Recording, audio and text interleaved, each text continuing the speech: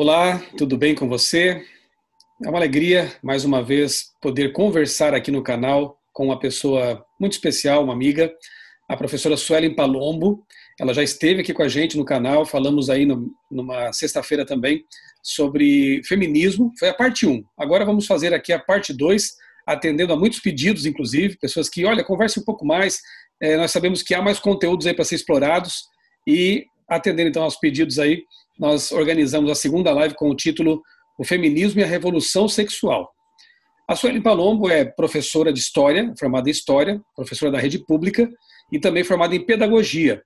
Ela é mãe, ela é casada e ela tem feito palestras aí em vários lugares a respeito desses assuntos e outros mais também.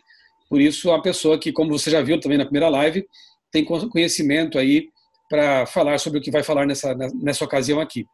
Se você perdeu a primeira live, está no meu canal, é só você procurar lá no buscador, o Feminismo à Luz da Bíblia, ou a Bíblia e o Feminismo, acho que foi isso, né, Suelen? A Bíblia e o Feminismo. E está lá então, né, esse conteúdo. Eu já quero recomendar aqui outro conteúdo, caso eu esqueça. Eu gravei uma entrevista com o pastor lá da Igreja Brasileira de Orlando, Estados Unidos, e nós falamos sobre contracultura. Material muito bom também, você vai perceber que tem alguma relação também com o que vamos conversar aqui nesta noite. Então, antes de mais nada, Sueli, seu boa noite aqui para os nossos amigos, para o pessoal que nos acompanha no canal. Boa noite a todos, é um prazer estar aqui novamente.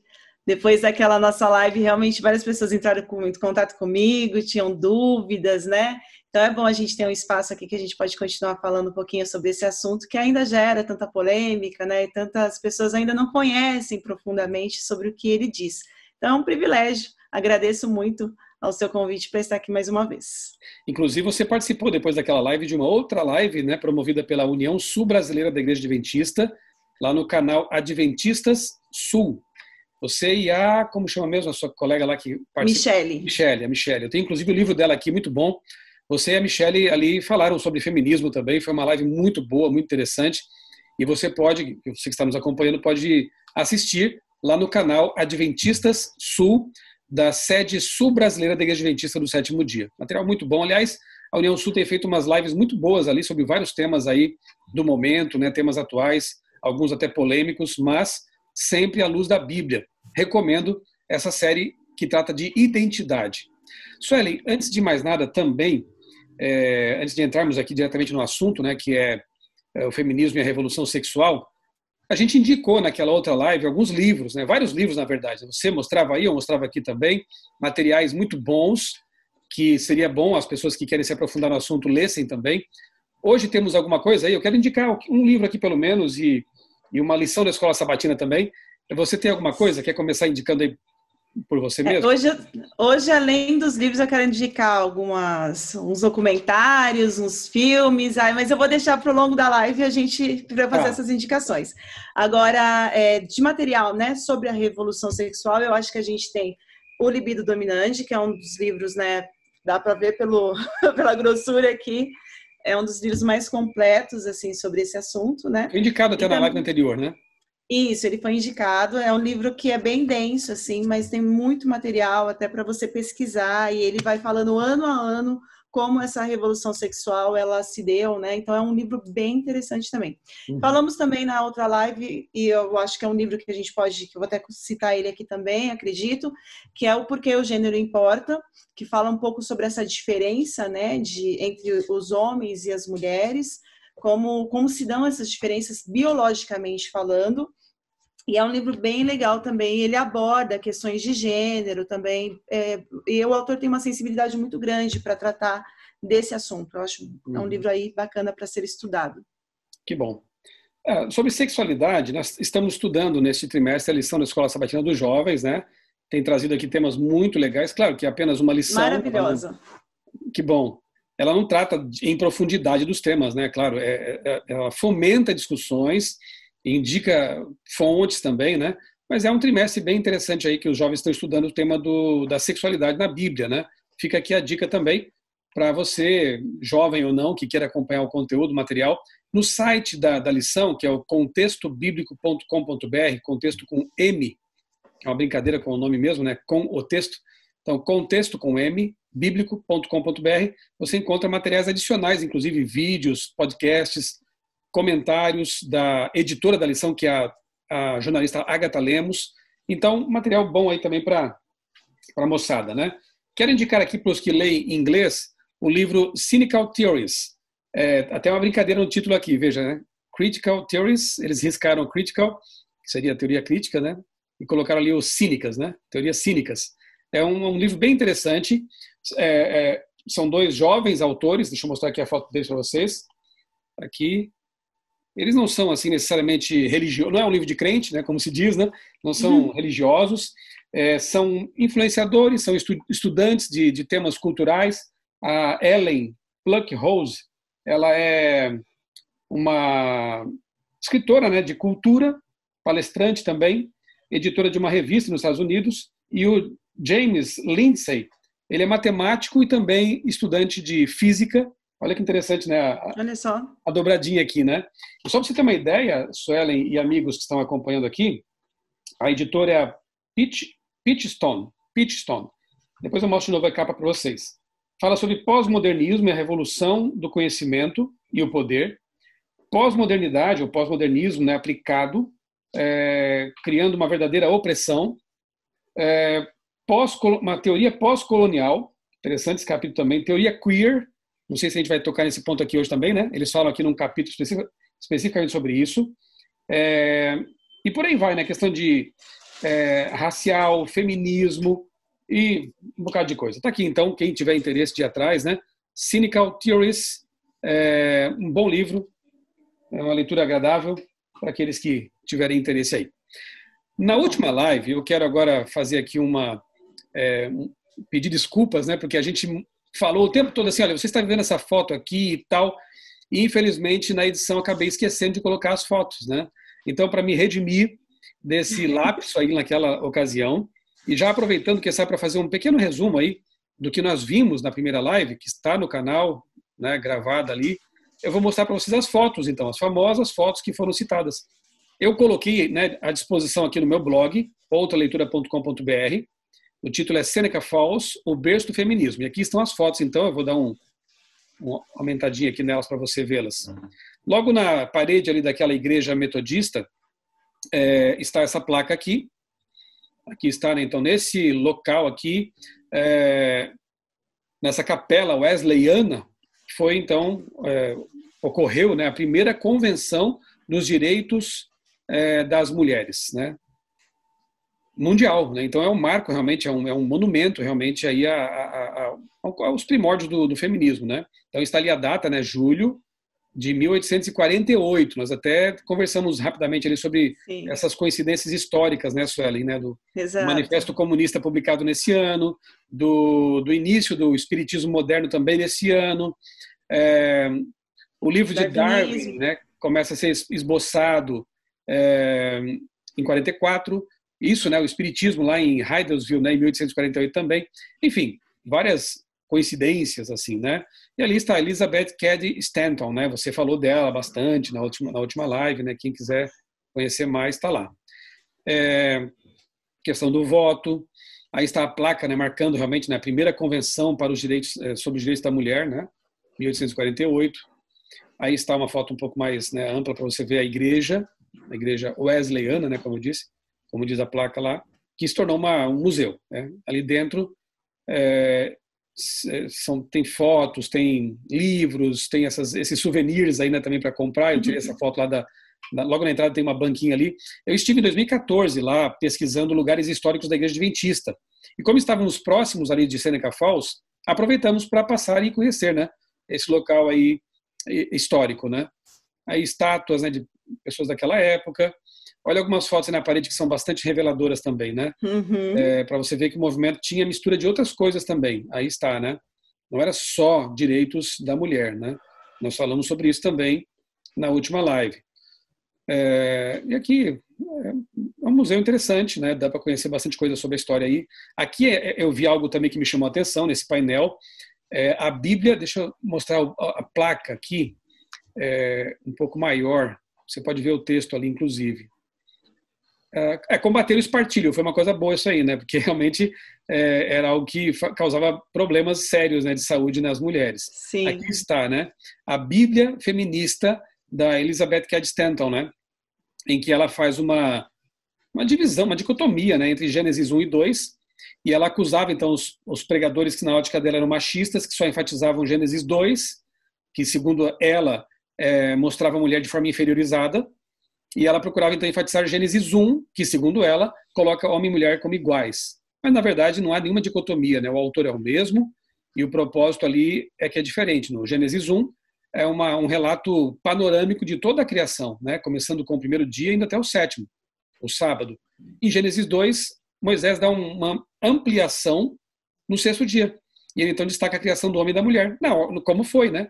O homem do pó da terra, a mulher de uma matéria ainda mais elaborada, né? Que é do próprio homem, de uma costela que representa companheirismo do lado dele, né? Tem um sentido assim também, como diz Ellen White. Enfim, não tem nada de machismo aí, não tem nada de diferentes relatos, né? Ou de autores diferentes, né? Lamentavelmente, essa senhora criou aí um problema com essa Bíblia da mulher, né? Ou Bíblia feminista.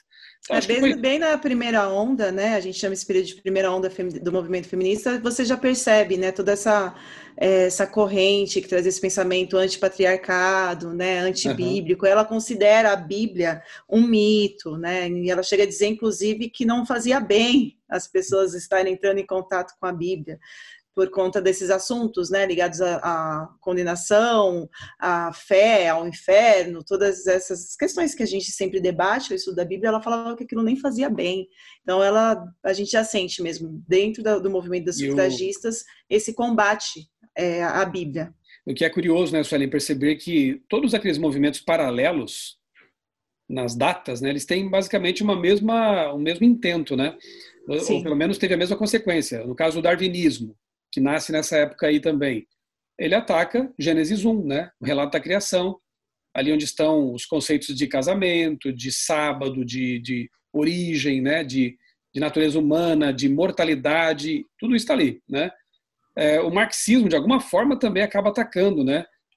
Esse relato considerado, então, para eles como mera lenda, mero mito, né? Sim, então, porque eles são materialistas, né? Então, sim, qualquer coisa que seja subjetivo, tal, eles não vão transcendente, eles não vão aceitar. Então, eles precisam realmente desconstruir a Bíblia para que a ideologia seja colocada em pauta, né? E sempre, especialmente, os primeiros capítulos de Gênesis, né? Onde está o fundamento da teologia judaico-cristã. Exato. Suelen, vamos lá, desafio, hein? 3 minutos aí para você fazer um resumão do que a gente viu na live anterior, para a gente partir então para o assunto de hoje. Eu acho que o que a gente pode tirar, talvez, de principal da live anterior é essa ideia de que o movimento feminista ele não luta basicamente pelo direito das mulheres, né? Que é uma visão que se tem. Isso seria uma capa mesmo do movimento feminista, mas o cerne dele não é isso. O cerne do movimento feminista é uma luta contra o patriarcado, porque elas entendem que é justamente o patriarcado, esse patriarcado bíblico, cristão, que traria para as mulheres desvantagens, opressões ao longo da história, né? E também que o movimento feminista, apesar de ter várias correntes diferentes, as feministas enxergam nessa ideologia uma espécie de salvação. Então, retira-se o papel que seria do cristianismo na salvação da humanidade, naquele que traz esperança, que traz justiça, e coloca a ideologia feminista nesse papel. Então, segundo as feministas, independente da corrente que a gente esteja falando, elas entendem isso, que se a sociedade ela realmente se pautar naquilo que o feminismo prega, começar a vivenciar aquilo que o feminismo diz, a gente vai ter uma sociedade perfeita, né?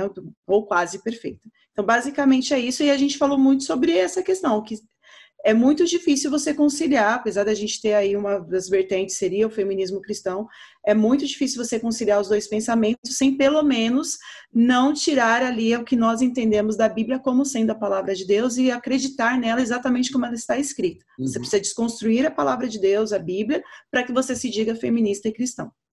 Parabéns, em menos de 3 minutos. Ufa! Então, como você pode perceber, vale muito a pena, caso você não tenha visto ainda, ir lá, depois desse nosso vídeo aqui, assistir a parte 1, né?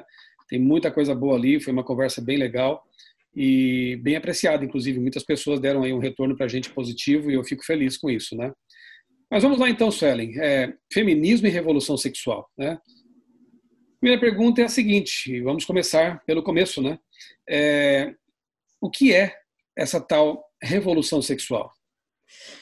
Quando a gente fala em revolução sexual, os autores, né, que falam sobre isso e vinculam o feminismo à revolução sexual, eles trazem a ideia de que a revolução sexual ela seria uma maneira de você utilizar o sexo para fins políticos.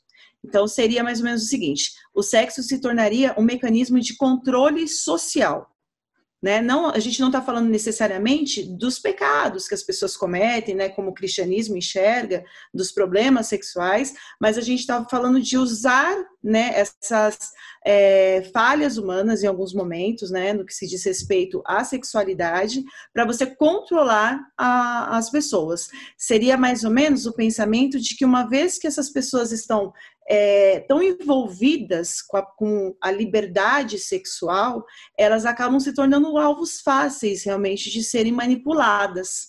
Elas se tornam, de certa forma, anarquistas, então, né, você vai ter um problema na sociedade que vai gerar ali várias consequências, e por conta disso, é mais fácil de você manipular essa pessoa.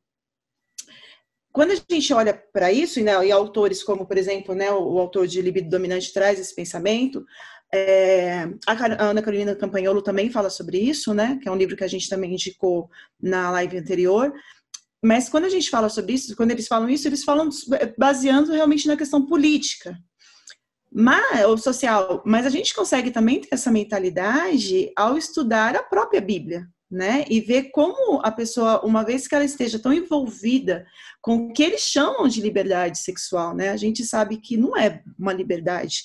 Eles entendem assim, que uma vez que você possa praticar tudo que o sexo permite, você é livre. A gente entende justamente o contrário pela Bíblia, que uma vez que você não siga ali a vontade de Deus para a sua vida, você se torna um escravo. Então é exatamente o oposto, né? Para nós uma baliza muito, muito clara, né? É João 8,32, né?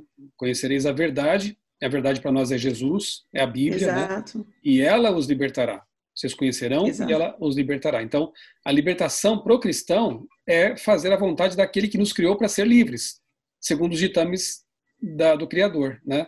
É diferente desse conceito aí de libertinagem, na verdade, né? Exato. Deus fala, né, quando a gente deve seguir ali, os princípios que Deus colocou, inclusive para as questões sexuais, é uma maneira de proteção, inclusive, né? E elas vão entender exatamente o oposto, né? Os defensores da revolução sexual vão entender exatamente o oposto, que se você está, de alguma maneira, pensando em castidade, pensando, né, em sexo somente após o casamento, o sexo heterossexual, monogâmico, você está sendo aprisionado, né, pelas garras aí da opressão do patriarcado ao longo da história. Então, é mais ou menos isso. E aí eu queria compartilhar, pastor, um texto que eu trouxe para a gente pensar, né, para começar essa análise, da Bíblia. Tem um texto do Espírito de Profecia também. Vou colocar aqui para a gente começar a estudar a partir de um pensamento bíblico, né? Aqui a gente tem o livro de Romanos, é um texto um pouquinho grande aqui, mas eu acho que vale a pena a gente ler esse texto e basear tudo aquilo que a gente vai falar nele, né? Se basear nele. Então, Romanos capítulo 1, verso 24 a 32 diz assim: por esse motivo, Deus entregou tais pessoas à impureza sexual, segundo as vontades pecaminosas do seu coração, para a degradação de seus próprios corpos entre si. Porquanto trocaram a verdade de Deus pela mentira, e adoraram objetos e seres criados em lugar do Criador, que é bendito para sempre. Amém. E por essa razão, Deus os entregou a paixões vergonhosas. Até suas mulheres trocaram as suas relações sexuais naturais por outras, contrárias à natureza.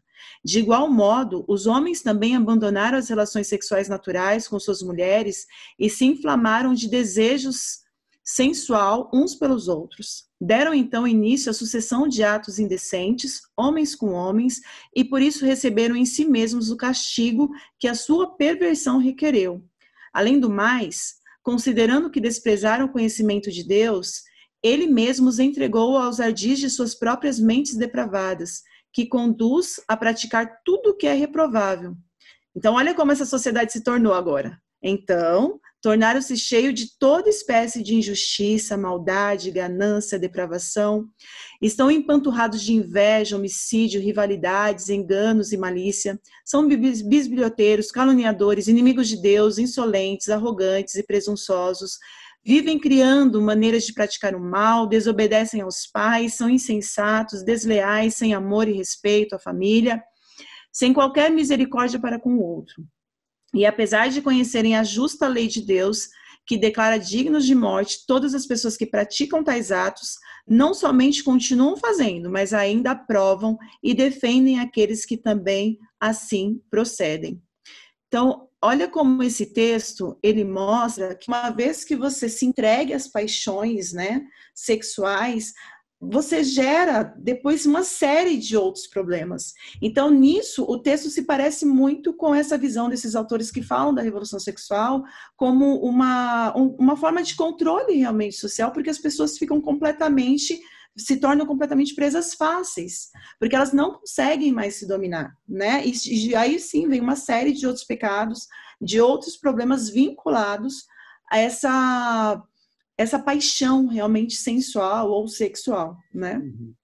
Alguém pode até comentar, talvez, mas essa abordagem é muito rápida, superficial, de um texto que exige uma exegese mais profunda, Romanos 1, ok, é um capítulo fantástico, incrível. Sim. Eu quero recomendar aqui mais um livro, porque senão a gente vai transformar isso aqui numa vigília de 5 horas, né? Mas a gente vai soltando aqui as informações, né? Esse aqui é um livro muito bom, eu estou lendo. Robert Gagnon é um professor de teologia de um seminário batista norte-americano, um autor realmente abalizado aí.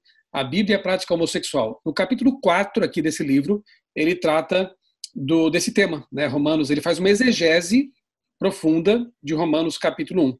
E é exatamente isso que a Sueli vem comentando ali, né, de forma assim mais rápida, sobre o capítulo, né, que Paulo ali começa mostrando, né, eu uso muito em palestras criacionistas, a parte inicial do capítulo, né, Romanos capítulo 1, versos 19 a 20 ali.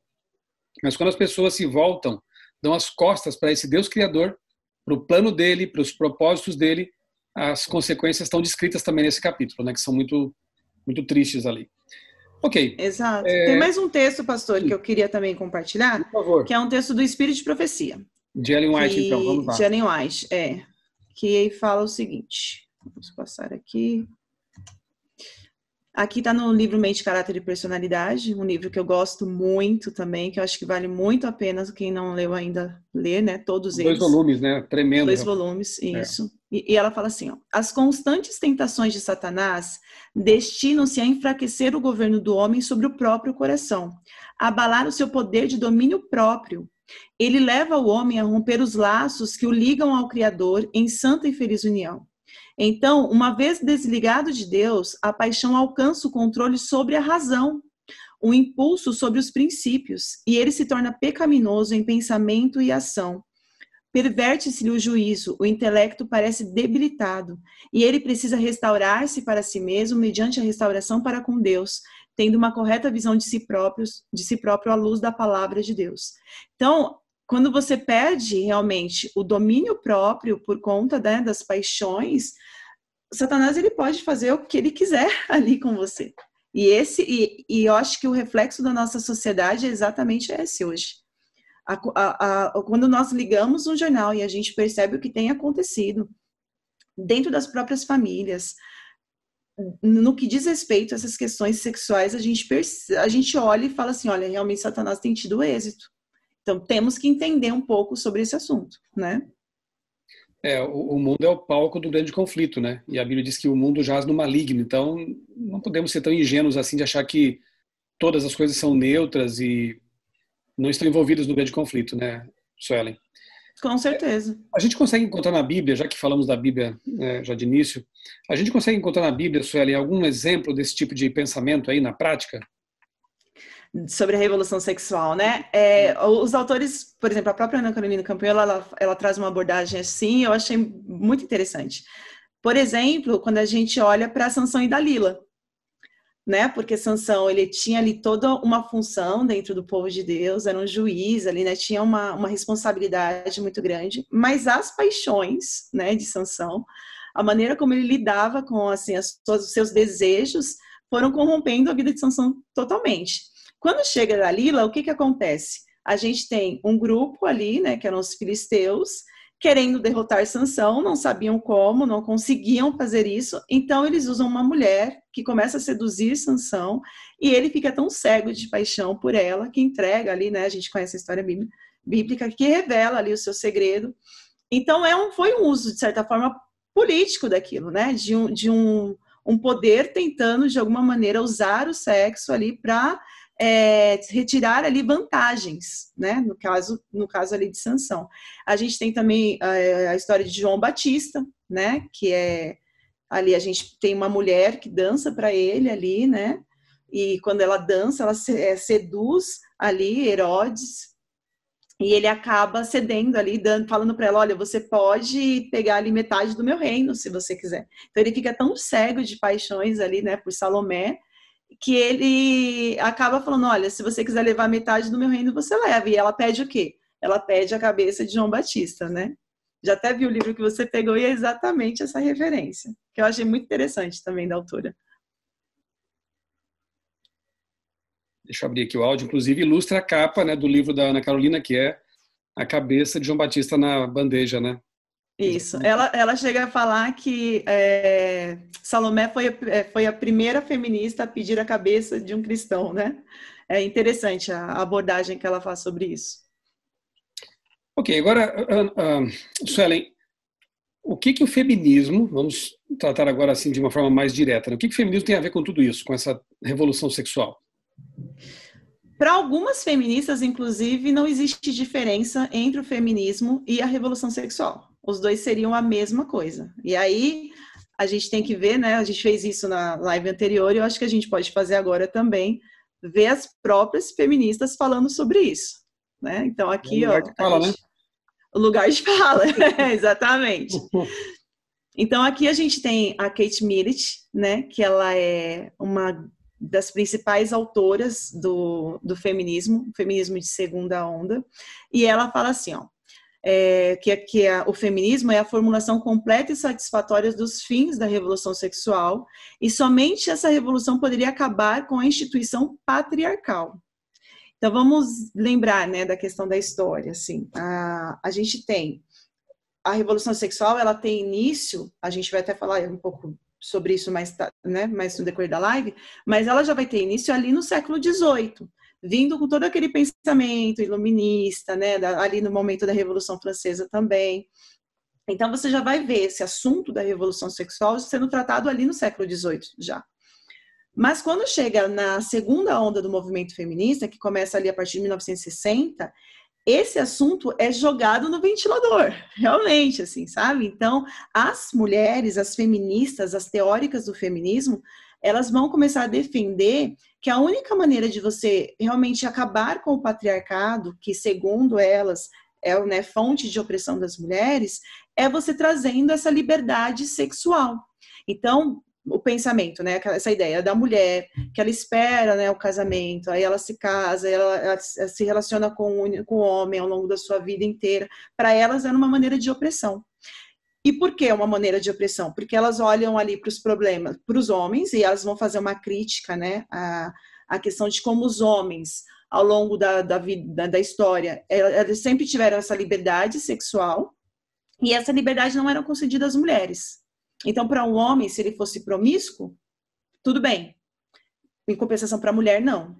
E é uma crítica até que realmente é plausível. Elas não estão erradas nesse sentido.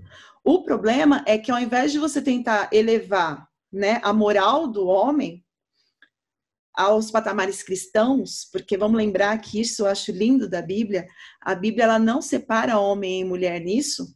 Quando ela fala assim, olha, pecado é pecado para homem e para mulher. Então, quando a Bíblia fala que você deve, né, escolher a castidade, isso é para homem e para mulher, que você não deve cometer adultério é para homem e para mulher.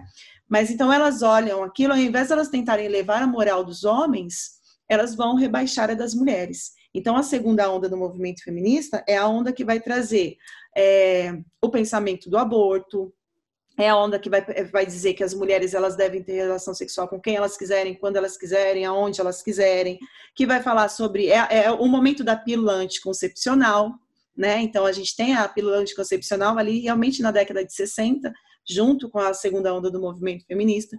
E hoje a gente utiliza muito a pílula anticoncepcional e às vezes a gente esquece da história dela, né? A pílula ela não foi usada vamos pensar assim, olha, vamos planejar a nossa vida aqui, né, enquanto família, e vamos escolher o momento certo para termos filhos. A ideia da pílula não era essa. A pílula anticoncepcional, ela foi feita pensando no sexo casual. Então, as mulheres, elas queriam ter essa liberdade, né, de poder se relacionar quando elas quiserem, com quem elas quisessem, e quando elas quisessem, porém tinha consequência. E qual é a consequência? Filhos. Então, uma das maneiras de você se livrar dessa consequência era a pílula anticoncepcional. Então, isso realmente foi uma grande vitória do movimento feminista. Junto com isso, a gente tem o aborto também, né, que vai ser amplamente defendido a partir da segunda onda do movimento feminista, mas lembrando que já era falado sobre ele antes disso, né? A gente falou sobre isso na live anterior, mas já na primeira onda do movimento feminista já se defendia o aborto. Então, são várias questões ali que elas começam a entender como liberdade e que as mulheres, que a gente chama de libertinagem, né, mais ou menos isso, e que as mulheres começam a praticar a partir da segunda onda. Então, a gente pode dizer que a revolução sexual, ela começa a ter êxito em toda uma sociedade a partir da segunda onda do movimento feminista. E aí eu queria trazer aqui mais um texto da Kate Millett, desse livro, né, que o próprio livro já fala política sexual, é o nome do livro dela, porque ela entende exatamente essa visão de que o sexo ele tem fins políticos, né? E aí ela vai falar assim também, ó. Uma revolução sexual exigiria, antes de mais nada, o fim das inibições e tabus sexuais, especialmente aqueles que mais ameaçam o casamento monogâmico tradicional. E aí quais seriam? A homossexualidade, a ilegitimidade, as relações sexuais pré-matrimoniais e na adolescência. Olha, já fica aí, né? Quando eu vejo na adolescência, isso já me dá um arrepio maior e vai ficar, viu, pastor? Você vai ver textos complicados sobre isso. Alterações tão drásticas e fundamentais como as de uma revolução não se conseguem de um momento para o outro. Nem é de se surpreender que tal alteração se processe em etapas suscetíveis de interrupção e regressão temporária. Então, o que ela está dizendo aqui? Que para você realmente conseguir a revolução sexual, você tinha que quebrar com aquilo que ela entende, né, que ela chama de tabu, que são exatamente com aquelas indicações bíblicas, né? Com as recomendações bíblicas, da castidade, do sexo heterossexual, monogâmico. Então, tudo isso tem que ser desconstruído para que essa revolução aconteça. Só que ela entende também que isso não acontece de uma hora para outra, né? A sociedade ela leva tempo para que ela entenda que deve ser assim, que ela deve andar conforme os fins da revolução. Pensando nisso, eu me lembro de um texto também de Ellen White, que eu também trouxe aqui para a gente ver, que Ellen White concorda com a Kate Millett no sentido de que as coisas não acontecem de uma hora para outra. Olha o que ela fala aqui. Também no livro Mente, Caráter e Personalidade. Ela fala assim, ó, a mente do homem ou da mulher não desce no momento da pureza e santidade para a depravação, corrupção e crime. Leva tempo o transformar o humano em divino, ou degradar o que foi formado à semelhança de Deus em brutal ou satânico. Contemplando, somos transformados.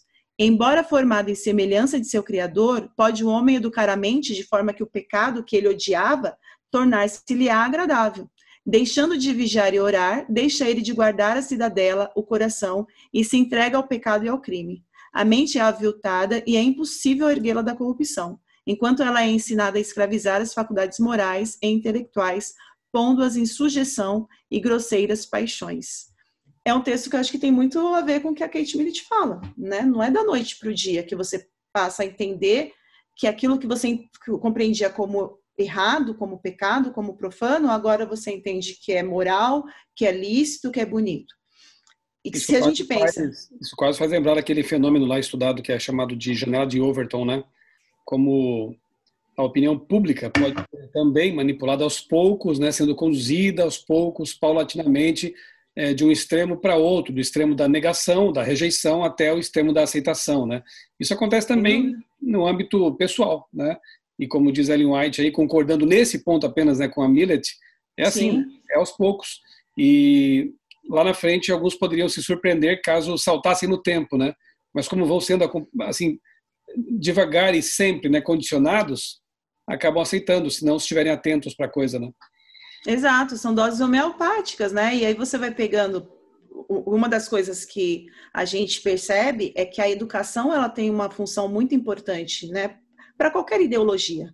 Se você começa a ensinar essa criança desde pequenininha, né? Você vai dando ali um pouquinho a cada dia na série que da criança assiste, no desenho, na novela.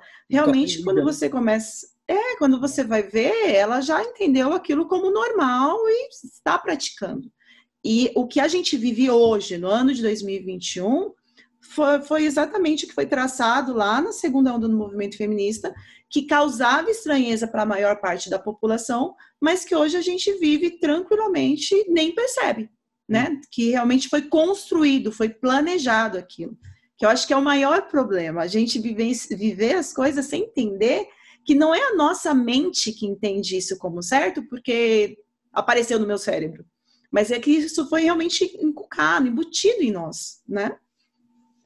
Tem um pensamento que eu sempre cito em minhas palestras sobre mídia, do Carl Jung, que ele fala assim: nós nascemos originais e morremos cópia, né? Então, de fato, quando nascemos, nós não somos ideologizados, né? Nós não temos algo já ali armazenado, né? Talvez alguma coisa em termos de epigenética, mas não vem ao caso agora, né?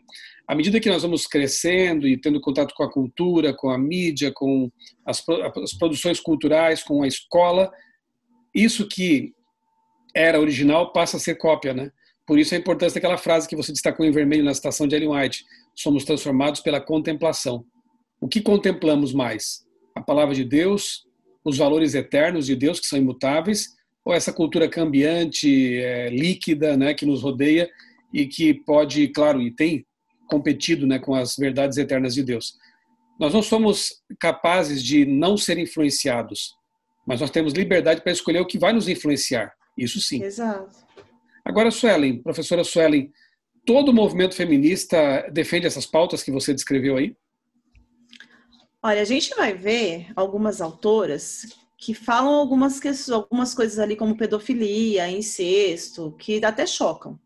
Então, eu não posso dizer que todas as autoras, né, feministas, até porque eu falei, são correntes diferentes, então, nessas correntes, então, elas se pautam ali em assuntos muitas vezes pertinentes àquele grupo. Então, eu não posso dizer que todas as feministas defendem as mesmas pautas sobre a liberdade sexual. Mas, nessa ideia de que você deve acabar com os princípios patriarcais sobre a visão sexual, isso sim. Então, elas todas vão defender, né? Porque, como eu falei, quando você coloca a mulher ali, o pensamento para a mulher de castidade, de vida santa, isso para elas é uma manutenção da opressão masculina.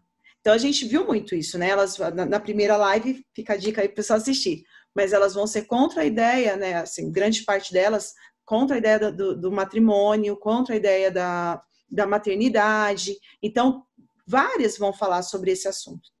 Então, eu posso dizer que assim, nem todos os temas todas vão defender, mas também elas não vão condenar. Dá para entender a diferença?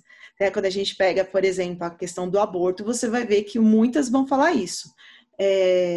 Eu não faria, mas eu defendo que as mulheres tenham liberdade para fazer. Olha, tomem cuidado, porque pode virar o fazer demais aborto. Né? As feministas do movimento negro, por exemplo, que questionam muito as questões da primeira e da segunda onda feminista, porque elas entendem assim, né, que a primeira e segunda onda feminista foram feitas por mulheres brancas de elite e que reclamavam dos problemas que elas vivenciavam e não davam atenção, por exemplo, para as mulheres negras e os problemas que as negras viviam. Então você vai ver uma grande crítica dessas feministas, né, do movimento negro às pautas das feministas brancas. mas elas criticam muito mais as questões ligadas às questões civis, políticas, do que a liberdade sexual, né? Então, por exemplo, da questão do aborto, todas elas vão ser a favor, entende? Isso aí, para mim, foi muito evidente quando da aprovação na Argentina, né, do aborto indiscriminado. Foi muito estranho ver um silêncio ensurdecedor de perfis, inclusive ditos cristãos, feministas, né, feministas cristãos, não dedicarem uma linha para esse assunto, né, não falarem nada sobre isso. Então, como você diz realmente, né, nem todos defendem todas as pautas, mas esse silêncio, às vezes, ele é bem revelador, né? Exato, é bem isso, elas podem não estar defendendo tudo, mas também não estão condenando. E aí, pastor, eu queria que a gente pudesse ver o que essas feministas realmente, né, defendem, assim. Vamos lá. Eu peguei aqui algumas expoentes aí do feminismo, e tem algumas que causam até um certo asco, sabe, quando a gente lê, mas eu acho que é importante a gente falar sobre elas, tá? Primeiro, eu destaquei aqui, a Firestone, Shulamit Firestone, ela escreveu a Dialética do Sexo, também ali durante a segunda onda do movimento feminista, e ela é uma das mais radicais nesse assunto, assim, né, nessa defesa desse sexo livre. Então, vamos ler alguma coisa aqui que ela escreveu. Todas aquelas instituições que segregam os sexos ou separam as crianças da sociedade adulta devem ser destruídas. Então, olhem, se ela entende, né, que as instituições que segregam o sexo ou separam as crianças da sociedade adulta no que diz respeito à sexualidade devem ser destruídas, então ela está falando, por exemplo, das religiões. Ela está falando também das famílias, né? E ela continua. E se as distinções culturais entre homens e mulheres e entre adultos e crianças forem destruídas, nós não precisaremos mais de repressão sexual, que mantém essas classes diferenciadas, sendo pela primeira vez possível a liberdade sexual natural. Assim chegaremos à liberdade sexual para que todas as mulheres e crianças possam usar a sua sexualidade como quiserem. Serão permitidas e satisfeitas todas as formas de sexualidade. A mente plenamente sexuada tornar-se-á universal. Então, notem que para Shulamit Firestone, não tinha limites à questão sexual. Tudo era possível, né?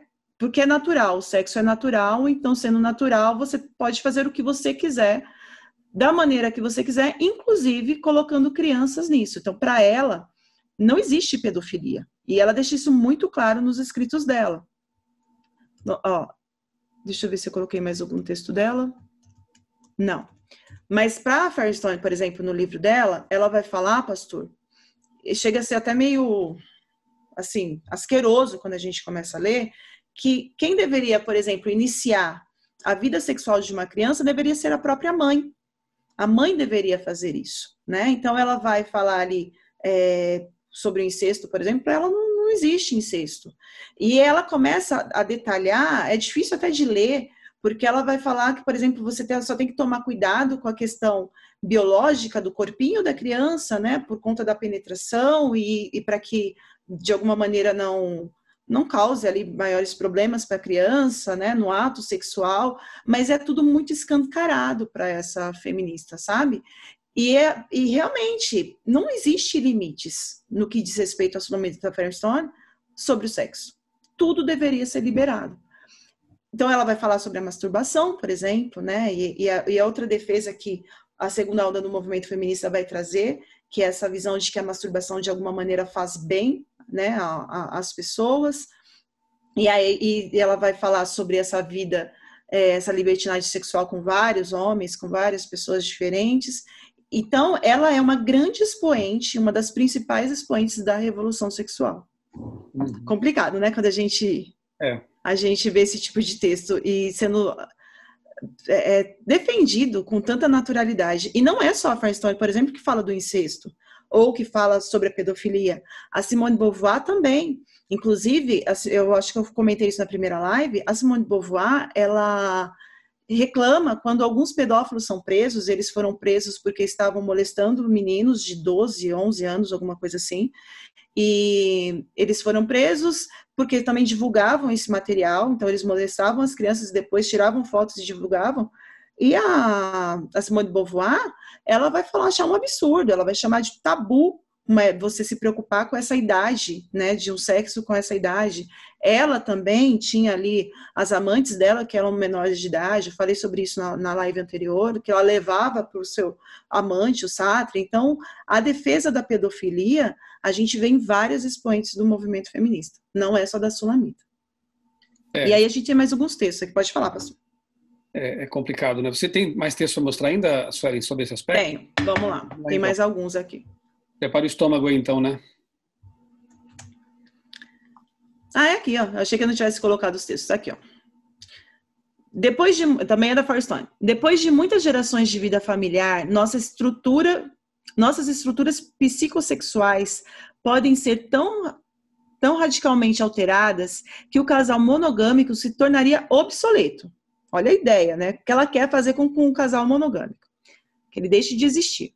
Podemos imaginar que o que poderia substituí-lo, talvez, o casamento por grupos, grupos conjugais, transexuais, que também envolve crianças mais velhas? Nós não sabemos. Então ela fala assim, se a gente destruir, né, essa ideia monogâmica, o que a gente vai substituir, então, por ele? Grupos, então, casamentos entre várias pessoas, entre transexuais, com crianças, tudo era possível, entende?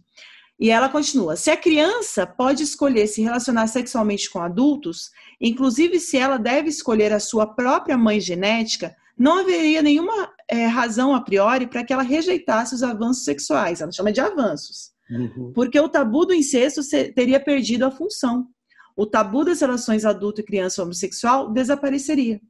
Então, o intuito é isso mesmo, é que algumas questões, e olha como a Bíblia fala sobre isso, né? A Bíblia condena o incesto, a Bíblia coloca a criança realmente como um ser ali de proteção, que deve ser cuidado, protegido, mas elas querem destruir tudo isso, né? Tem que acabar com todas essas questões, que ela chama de tabu. E se você fizer isso, é um avanço da sociedade. Aí aqui eu tenho a Bell Hooks, ela vai também trazer, ela já é uma feminista, né, mais atual, e ela fala assim, ó, sobre a questão da revolução sexual.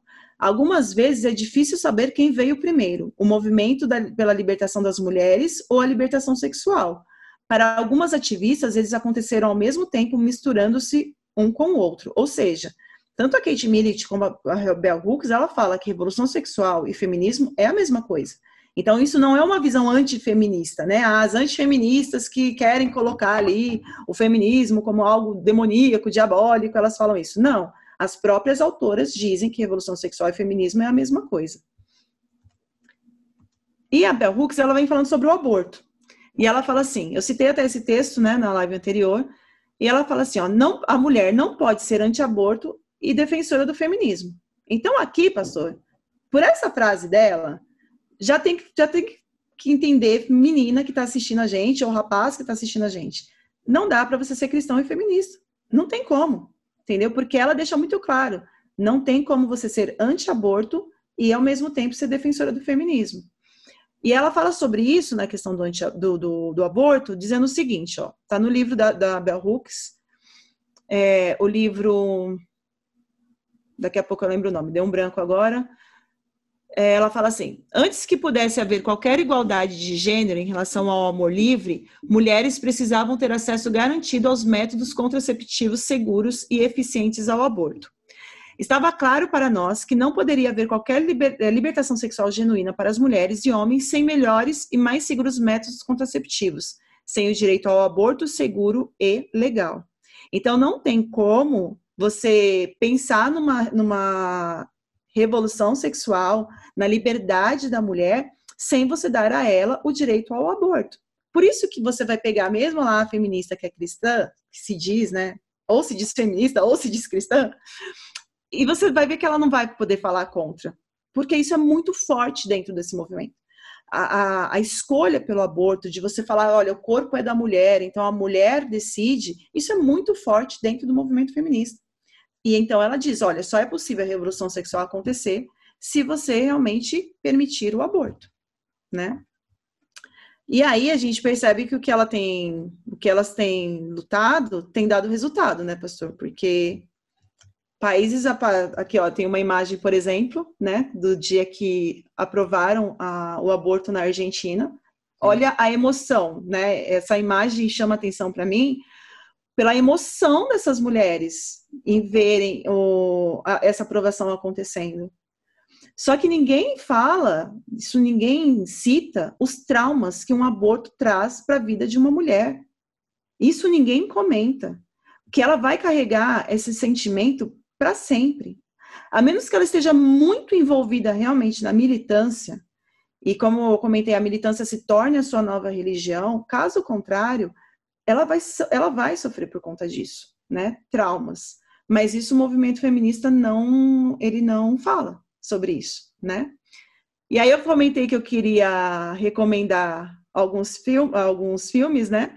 E tem um filme bem interessante, eu até postei lá no meu Instagram já sobre ele, chama 40 Dias o Milagre da Vida, 40 Dias o Milagre da Vida, que é um filme que fala sobre isso, sobre a questão do aborto, e é o testemunho de uma moça que trabalhou numa das clínicas mais famosas de aborto, e que ela, em algum momento, ela percebeu o que estava acontecendo, né? Então é uma história real, fica a dica para vocês assistirem, 40 Dias do Milagre da Vida, e mostra, inclusive, que o aborto não é só uma questão, quando as feministas defendem, de pensar na liberdade da mulher, mas tem uma indústria, né, envolvida ali, o aborto. Rola muita grana nessas práticas abortistas, então vale a pena assistir o filme. Não vou ficar dando muito spoiler do filme não, mas vale a pena assistir.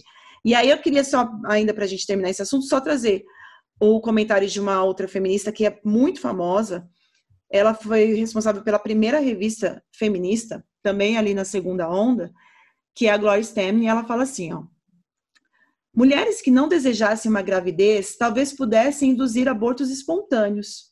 Se até o ano 2000 as mulheres usassem cada publicação, cada conferência nacional e internacional para ensinar umas às outras essa técnica, que é o aborto induzido, né? Ela está falando sobre isso. Então, se elas pudessem ensinar essa técnica de induzir aborto, essa técnica subversiva, talvez conseguíssemos declarar uma seleta greve do bebê. Assim, não só deteríamos o controle sobre os meios de reprodução, como também contaríamos com a irreversibilidade do fato. Então, para a Gloria Steinem, ela, nessa parte do livro, ela está falando sobre mulheres que conseguiam induzir o aborto sozinhas, né?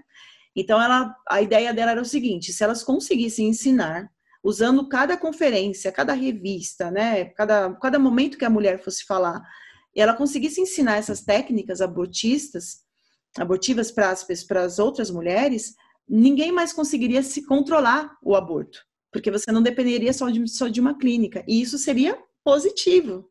Olha a mentalidade delas, né? E isso elas fazem hoje, porque na mídia você vai ver normalmente essa defesa do aborto. Nas pautas políticas, né? Você vê várias leis ali. Aqui no Brasil você tem uma série de leis pedindo a liberação do aborto também. Ao longo do mundo você tem vários países que já aprovaram. Então teve um certo êxito, né? No que elas estavam pedindo. Eu lembro de um vídeo que assisti, um testemunho de uma ex-feminista, e ela conta, né, assim, chorando, né, de como foi a experiência traumática de ter abortado. E ela disse que as feministas que a levaram a isso, as amigas, né, as aspas amigas, né, diziam assim: olha, não tem problema não, porque isso aí é só um amontoado de células. Aí nós vemos como as ideologias se intersectam, né, se cruzam, porque esse pensamento é darwinista, é evolucionista, né? A vida é apenas um aglomerado de células, de moléculas, não tem nada de especial ali. Curiosamente, até tem uns memes que mostram isso, né? Quando eles encontrarem um dia, se encontrarem uma célula, uma bactéria em Marte, vão dizer isso: olha, encontramos vida em Marte. Mas um feto ali no útero não é vida, né? É só uma amontoado de células. São contrassensos assim absurdos, né? Quando Davi diz lá nos Salmos, né, que tu contemplaste, Senhor, tu contemplaste meu corpo ainda informe. Quando que o corpo humano está informe? Informação, né? Ele ainda é um amontoadinho ali de células, mas com vida, né? Com sopro de vida, com fôlego de vida. Aquilo é uma vida. Então, sim, realmente é contraditório, né? Cristãos que têm como base a Bíblia defender esse tipo de coisa, porque é o aborto indiscriminado, né? Sim, e nós somos um amontoado de célula, né, pastor? Continuamos sendo um amontoado de célula. Mas não só isso, né? né? Não Não é só só isso. isso. Nós O somos. livro era esse, tá, gente? Esqueci ali, ó, de Ah, tá ali. colocar o tema.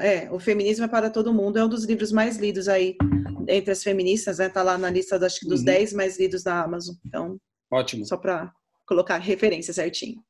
Antes de partir para a próxima pergunta, vou lembrar mais uma vez, olha, se você perdeu a live anterior, vá lá no meu já está aqui no meu canal, né? Então procure depois aqui meu canal o vídeo a Bíblia e o Feminismo, né? Muito bom conteúdo. Outra coisa também que quero já comentar aqui, eu li em algum lugar aí, algum comentário em redes sociais de pessoas, né, que quando tem contato com esses conteúdos assim antifeministas, dizendo assim, para que perder tempo com isso? Por que vocês não vão falar sobre violência contra a mulher? Sobre sexismo, etc, etc. Sim, também falamos sobre isso, né? Só que aqui não dá para misturar as coisas. No meu canal, se você procurar no buscador, coloca lá violência, você vai encontrar vídeos sobre esse assunto, sim. Porque é uma das preocupações, inclusive, de campanhas adventistas como quebrando o silêncio. Então, uma coisa não exclui a outra, uma coisa não contradiz a outra, só que são temas diferentes, né? Há momentos de falar do azul e momentos de falar do verde. Então, é por aí. Mas procure violência no buscador do meu canal, você vai encontrar. Inclusive, minha esposa já pregou sobre isso no Quebrando Silêncio, enfim, né? A minha esposa Débora. Bom, professora Suelen, a gente, obviamente, que percebe que a ideia da liberdade sexual, ela parece mais atraente para os homens, né? Então, por que as feministas passaram a defender também esse pensamento, esse tipo de pauta, de assunto? Ela é realmente muito mais atraente aos homens. Vamos lembrar que nós estamos falando aqui de homens não cristãos, tá? Por favor, porque da mesma maneira que nós estamos falando aqui, né, que o feminismo ele não vai caminhar junto com o cristianismo, também um homem imoral não vai caminhar junto ao cristianismo, né? Então a Professor, gente esse tem que parênteses entender aí isso. é muito importante, né? Porque o homem cristão não vai ser machista, o homem cristão não vai ser violento, não vai ser abusador, não vai ser, né? Ele vai ser cristão, ele vai ser um espelho, né? Ele vai se espelhar em Cristo. Então eu até Sim. quero reformular minha pergunta, né? Essa ideia de liberdade sexual, ela parece atraente para homens não cristãos, né? De revolução sexual. Então eu volto à questão, por que as feministas passaram a defender essa pauta aí também?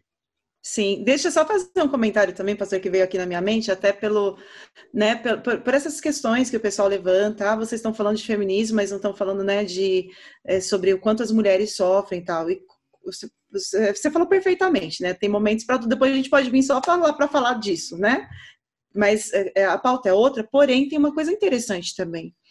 Uma vez que você ensina para as meninas que você pode ter total liberdade sexual, uma vez que você ensina que elas não devem namorar pensando num casamento, que ela não deve se preocupar com quem ela está escolhendo para passar o resto da vida dela, ela também fica mais suscetível à violência, né? De todas as maneiras. Então, muitas vezes, essa própria mentalidade sexual, de revolução sexual, de meu corpo, minhas regras, faz com que as mulheres sofram também. Até no livro que eu citei aqui para vocês no começo, né? Porque gênero importa, ele fala uma coisa bem interessante. Ele, num dos momentos aqui do livro, num dos capítulos, ele fala assim, né, ele está analisando, ele é um médico e psicólogo, e ele está analisando a sociedade americana, os jovens da sociedade americana. E ele percebe um dado que ele acha interessante, que na sociedade atual, é um livro recente, você tem menos casos de meninas engravidando e menos jovens se declarando que perderam a sua virgindade antes dos 18 anos. Quando você vê isso, você fala, nossa, bacana, né? Olha, de repente tá trazendo mais moralidade ali a esses jovens. Mas quando ele começou a pesquisar mais a fundo, ele percebeu que não é bem isso. Por que eles estão dizendo que estão iniciando a vida sexual, né, mais tardiamente? Ou por que as meninas não estão engravidando? Porque eles estão praticando, assim, tem uma quantidade muito grande de jovens praticando sexo oral, por exemplo. E eles não conseguem entender o sexo oral como um sexo, como uma forma de sexo. É uma coisa tão casual. E aí o autor aqui, ele mostra que as meninas são as que mais sofrem com isso. Porque elas muitas vezes se envolvem, né, nessa prática do sexo oral, para que elas, de alguma maneira, se tornem populares, Mas aquilo causa um estrago na questão psicológica dessas meninas. E ele vincula, inclusive, a utilização de drogas, de álcool, a essa prática. Porque as meninas, para se sujeitarem a fazer aquilo com qualquer pessoa, de qualquer jeito, né, só para estarem ali, digamos, né, na moda, na turma, elas acabam usando muito as drogas e para que o dano seja menor. Então, olha que interessante. Quando a Bíblia fala que você deve se preparar para o casamento, que você deve aguardar, isso é uma proteção também. Pode dar errado, né? De repente você se preparou, você cuidou, e lá na frente a pessoa se mostrou, né, uma pessoa sem escrúpulos? Pode, mas você minimiza muito essa possibilidade, né? Então, o Professora, sexo livre... eu lembrei de um outro livro que eu tenho aqui, acabei esquecendo de pegar para mostrar, depois, quem sabe, eu dou uma escapadinha ali e pego. Garotas e o Sexo. É um livro, ele até, a gente tem que ler assim até com certa parcimônia, porque é um livro secular. Ele tem ali alguns palavrões e mostra uma realidade bem crua, assim, né? A autora não é cristã, eu acho que é uma jornalista, e ela revela, ela traz essa realidade toda, de meninas que estão, assim, com depressão, né? A questão ele cita esse livro. Esse autor cita esse livro, agora que eu lembrei. Ok, eu Cita. esqueci o nome da autora, daqui a pouco eu vou ali pegá-lo. Garotas e o Sexo. Assim, as consequências vêm, né, lamentavelmente, quando o plano de Deus não é obedecido, né? Por exemplo, o aumento assustador de casos de câncer de garganta. E foram investigar as possíveis causas disso. Por que está acontecendo isso, né? Ligado ao HPV, que é transmitido por, né, prática sexual. Então, antes que acometia mais o colo do útero, né? Talvez até câncer anal também, agora também câncer de garganta. Por quê? O aumento da prática do sexo oral com pessoas contaminadas. E, assustadoramente, esses dados estão em livros como, por exemplo, Hooked, que eu acho que eu indiquei na live anterior, de 2 médicos americanos, e tem também o livro A Verdade Nua e Crua, né? Sexo, Verdade Nua e Crua, de Josh McDowell. É um livro da CPAD, Casa Publicadora Assembleia de Deus. Eles trazem dados como, por exemplo, assustadores, né, de que cerca de 25%, um quarto dos adolescentes e jovens hoje tem algum tipo de doença DST, sexualmente transmissível. Então eles até comparam assim, olha, você teria coragem de ir para meio de uma tempestade sabendo que você teria 25% de chance de ser atingido por um raio? Eu duvido que qualquer um dos que estão assistindo aqui iriam para uma tempestade sabendo que haveria um quarto de chances de levar um raio na cabeça. Mas hoje em dia os jovens estão indo para a cama com pessoas desconhecidas muitas vezes, ou conhecidas, mas não sabe quanta experiência sexual essa pessoa já acumulou, se colocando numa relação desse tipo, né? De um quarto de chance de pegar uma doença DST, que poderá causar desde uma infertilidade até um câncer, né?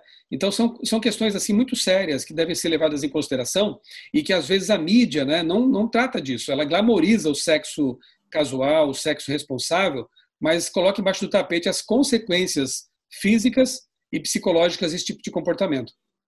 Sem dúvida, com certeza. Mas então por que as mulheres, né, elas adotaram aí essa temática?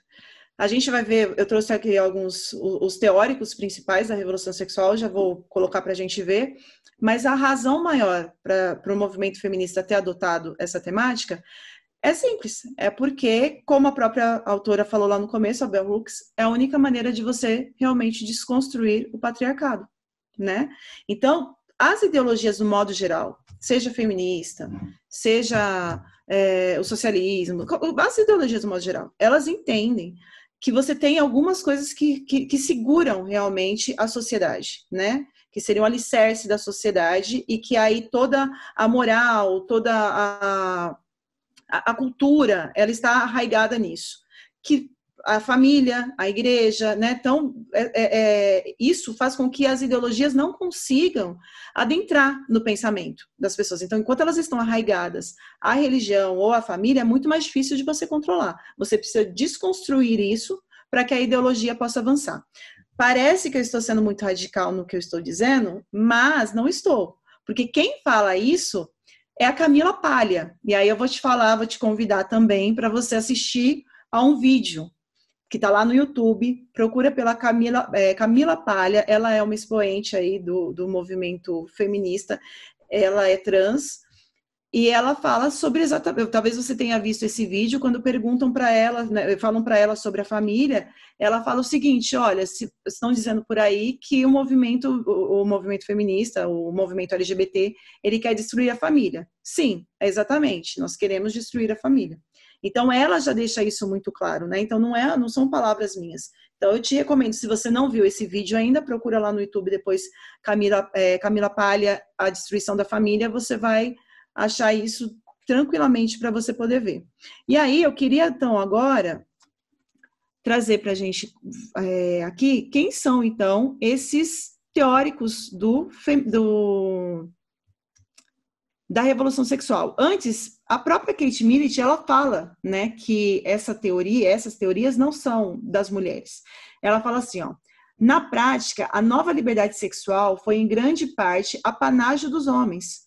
Muitos fatos tendem a provar que, em certos planos, a situação das mulheres piorou durante os primeiros decênios da Revolução e que foram bastante exploradas do ponto de vista sexual. A grande massa das mulheres dificilmente podia aproveitar como os homens essas novas liberdades sexuais.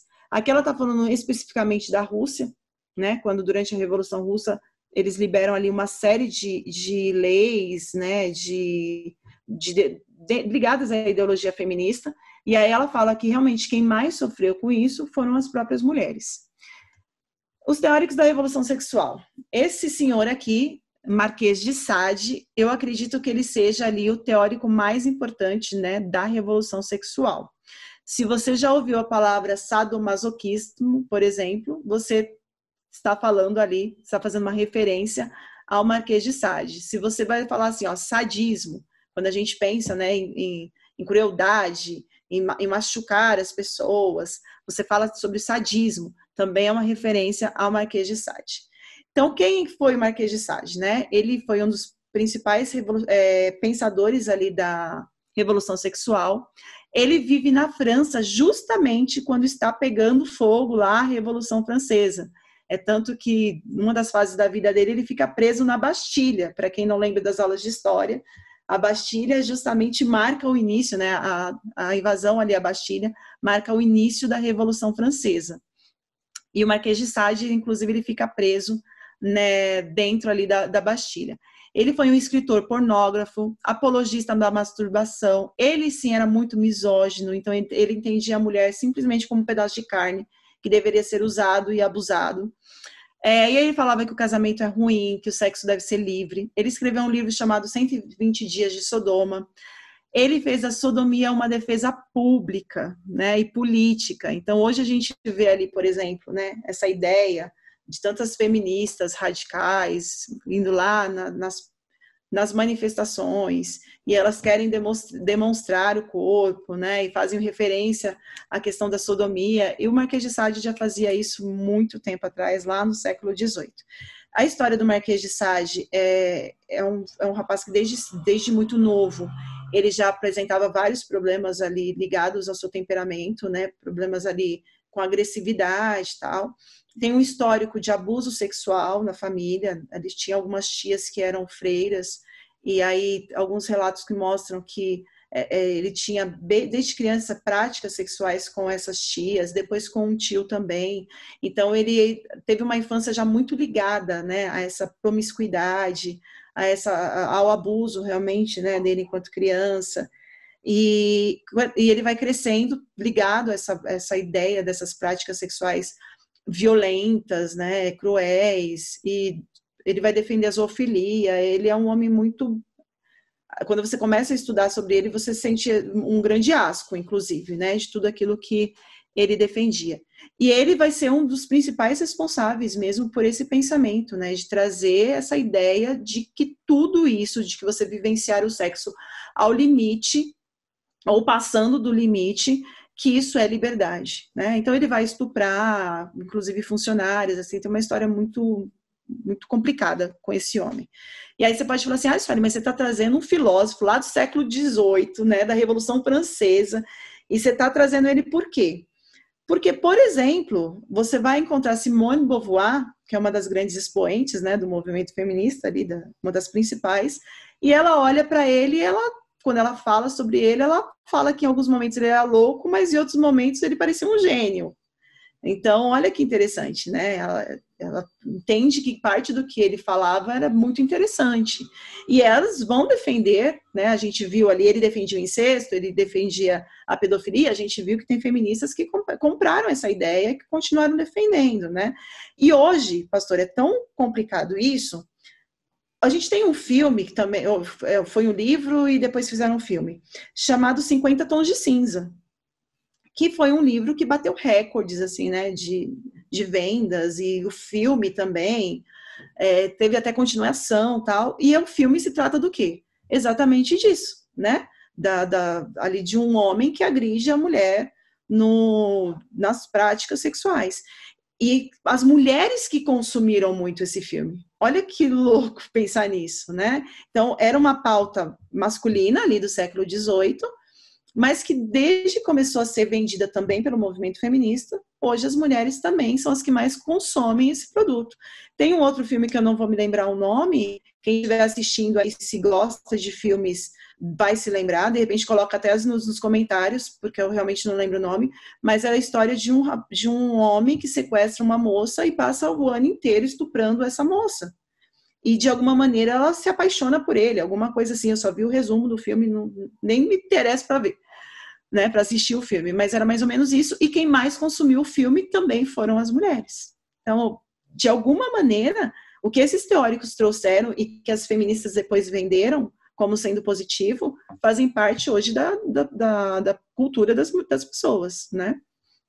E aí tem mais um teórico aqui também, que eu trouxe para a gente ver, que é o Percy Shelley, e esse aqui tem uma história muito interessante, porque a Mary Shelley, aqui está o Mary Goldwyn, porque ainda era o sobrenome que ela havia recebido do pai, ela foi uma das primeiras mulheres a sofrer realmente ali os traumas do que uma revolução sexual pode trazer, né?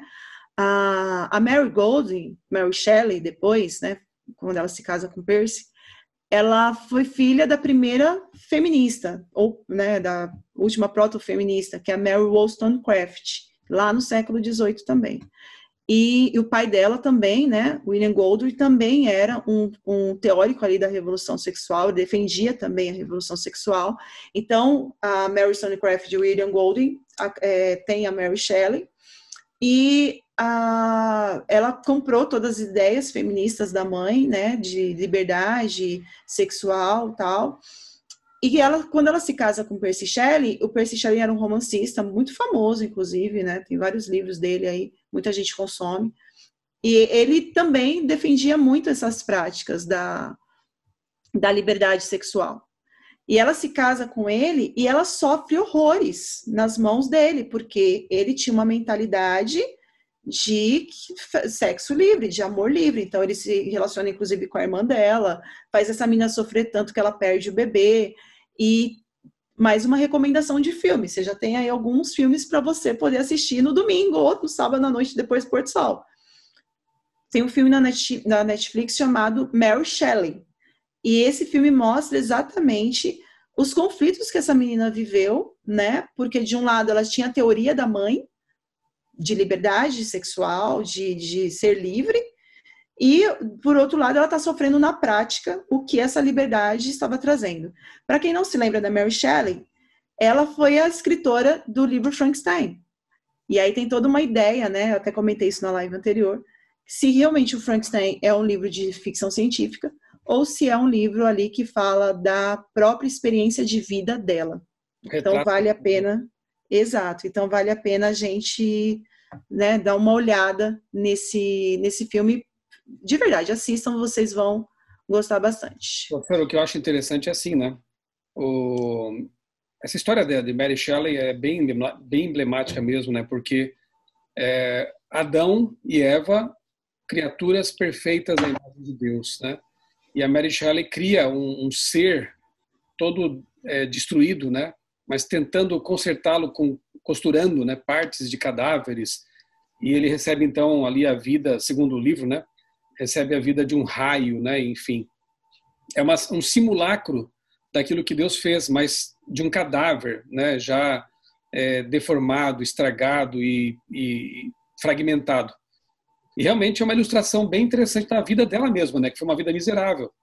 E Sim. ela, embora tenha sido filha de uma feminista, né, ali, e criada num contexto de uma família liberal, ela começa a perceber as consequências, de alguma forma ela percebe isso, né, de uma vida desregrada, em que filhos são tratados como qualquer coisa, como objetos, em que relacionamentos são voláteis, né? Esse Shelley se relaciona, como você disse, com a irmã dela, depois com outro poeta, eu acho lá, não sei, um dramaturgo, né? Então, assim... Lord Byron. Lord Byron, exatamente. Que era um devasso também, né? Sim. Então, Frankenstein possivelmente seja realmente um reflexo, né? Ela escreveu com 20 e poucos anos, né? Sim. Um reflexo dessa realidade dura e crua, né? Que se mostra quando as pessoas se afastam do plano de Deus, realmente. Sim, exatamente. E é interessante até porque o próprio pai dela, o William Golding, que era um desses representantes, né, aí dessa ideia do poliamor, do sexo livre, quando ela se envolve com o Percy Shelley, ele não aprova o relacionamento, né? Porque depois que a Mary Wollstonecraft morre, ele se casa novamente e ele vai viver ali um casamento tradicional, digamos assim, né? E aí, quando a filha começa a viver o que ele, de certa forma, viveu com a própria Mary Wollstonecraft, ele começa a ver com, né, não ver com bons olhos aquilo, e recomenda, inclusive... Exato, né? Então, é interessante isso, porque quando é muito fácil, pastor, defender essas teorias, é muito fácil. Difícil é vivê-las. Né? Defender é muito tranquilo, é muito bonito, tudo no papel, é uma ideologia, isso. Eu quero esse livro também, quero ler. Viver essa ideia toda é muito bonito, só que quando você começa, ou melhor, pregar essa ideologia, né? Agora, viver isso é sentir realmente na pele as consequências de uma vida sem Deus. Exato. E aqui, ó, nesse livro, por que eu estou recomendando, apesar de que tem que ser lido com moderação, né? Como eu disse, né? A Peggy Orestein, autora, deixa eu ler aqui para você rapidamente alguns traços dela, da biografia dela. Ela é jornalista, como eu tinha dito, né, e escritora. Autora de best-sellers, Cinderela, Comeu Minha Filha e Esperando por Daisy. Escreve para publicações como New York Times Magazine, New Yorker, USA Today e outras publicações aqui bastante famosas, né? Então é uma autora secular, como eu disse, né? Sim. E nesse livro aqui ela mostra realmente as consequências para as meninas, para as garotas, para as mulheres dessa revolução cultural, né? Que são as mais afetadas, infelizmente, por todo esse cenário aí. E aqui diz assim: para adultos que querem ser honestos com os adolescentes sobre sexualidade e para garotas e garotos que precisam falar sobre isso. Best-seller do New York Times. Então tem gente lá fora também, né? Pessoas que não têm uma motivação religiosa, mas preocupadas com as consequências dessa tal revolução e do que tem acontecido com as pessoas porque querem viver essas coisas e acabam se deparando com um Frankenstein na vida. Exato. E para você realmente achar que a sociedade ela está evoluindo por conta dessas práticas, você realmente tem que estar muito doutrinado, né? Independente da ideologia que seja, mas você tem que estar muito doutrinado para você acreditar que tudo isso que está acontecendo na nossa sociedade é uma evolução. Porque quando você olha com um olhar realmente realista, não tem como você aprovar uma coisa dessa, né? Bom, vamos lá. Estamos caminhando aqui para as perguntas finais da nossa conversa, né? O papo está muito bom. Daria para ficar aqui, eu acho que mais o dobro desse tempo todo, né? E obrigado mais uma vez, Suelen, por ter dedicado tempo a estudar esses assuntos, né? Você tem sido uma bênção aí no advertir as pessoas com relação a esses temas. Agora, dá para a gente encaixar aí a ideologia de gênero com a questão da Revolução Industrial? Tem como... Da Revolução Industrial, não. Da Revolução Sexual. Eu estou querendo mudar de assunto aqui, né? É que está tão pesado que eu queria ir para outra... Mas a Revolução Industrial tem muito a ver com isso também, viu, pastor? Tem também, né? Tem, claro. A Revolução Industrial, a Revolução Sexual, tá aí, né? As grandes revoluções promovidas pelo dedo de Satanás aí, né, atrás da história. Vamos lá, revolução sexual, sim. Aí sim. Deixa para outra live aí, você é professor de história também, né? Quem sabe na outra live a gente conversa isso. Eu vivo trocando também, pastor, as revoluções. Eu vivo trocando as revoluções também, é uma loucura. Ok. Então, não estou em má companhia. Não. A pergunta é a se a seguinte. gente pode encaixar a ideologia de gênero, né? Na revolução sexual, sem dúvida. O ápice da revolução sexual é a ideologia de gênero. Isso com toda certeza, né? Porque você percebe que tem uma progressão ali, né? Das feministas de segunda onda, quando elas falam sobre essa ideia, né, do sexo. Então, primeiro a gente tem a Simone de Beauvoir, que vai falar, que citei isso também na live anterior, que você não nasce mulher, você torna-se, né, mulher. Então, o sexo seria ali uma construção da sociedade, né, ser mulher e gostar das coisas de mulher, ou ser homem e gostar das coisas dos homens, seria uma construção da sociedade. Então, você vai ter isso. Aí depois você tem outros feministas, como a Monique Wittig, não tenho certeza se é assim que se fala, não, o sobrenome dela, se é Wittig ou Wittig, não tenho certeza, mas que ela também já começa a trazer essa ideia, né, da possibilidade de que o melhor tipo de sociedade se daria com a mulher lésbica, né, e não ali com a mulher ou o homem. Então, você vai tendo toda uma construção social até você chegar à ideia que a gente entende hoje da ideologia de gênero, que vem com a Judith Butler, né? Então, seria realmente o ápice da revolução sexual, a desconstrução total, né, de qualquer princípio religioso, da moral cristã, ela é totalmente desconstruída mesmo com a ideologia de gênero. Porém, assim como a gente viu que outras questões se deram anteriormente com homens, né, no que diz respeito à revolução sexual, a ideologia de gênero também, a gente começa a perceber que as bases dela começou a ser dada não pelas feministas, mas por homens. Então, aqui eu vou até trazer, eu coloquei aqui para a gente falar sobre ele, sobre o Alfred Kinsey. O Alfred Kinsey, ele foi um professor e ele tem, assim, uma importância gigantesca desse pensamento, né, de que você não tem ali uma normalidade, né, para ele tudo era normal dentro do sexo, e ele vai também acreditar, ele vai trazer os seus estudos ali de que a sociedade, do modo geral, ela era homossexual. Ou melhor, ela era bissexual. Então, ele vai trabalhar muito nesse aspecto, né? Então, quem era Alfred Kinsey? Ele foi um professor americano, né? Ele estudava etimologia, zoologia, e depois ele se torna sexólogo. E ele vai fundar o Instituto de Pesquisa do Sexo. Então, qual é a história dele? Rapidamente, né? O Alfred Kinsey, ele era filho de pais religiosos também, e da família dele não se falava muito sobre sexo, né? Vamos lembrar que ele escreve o livro dele, se eu não me engano, em 1942 ou 1947, alguma coisa assim, mas o livro dele é anterior ao da Simone de Beauvoir, inclusive, O Segundo Sexo. Então, né, a gente está falando de uma época ainda muito regrada no que diz respeito ao assunto sobre sexo, e ele cresce assim com vários, né, aí sim, tabus sobre esse assunto.